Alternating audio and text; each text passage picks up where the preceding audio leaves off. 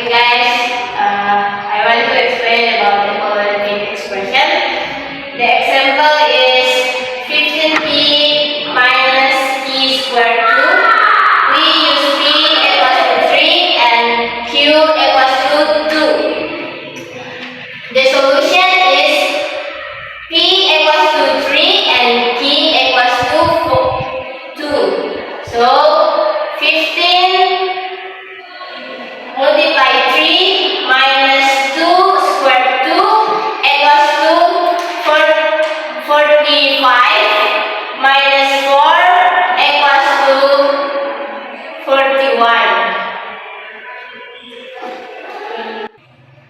Okay guys, does anyone have any question from what I explained?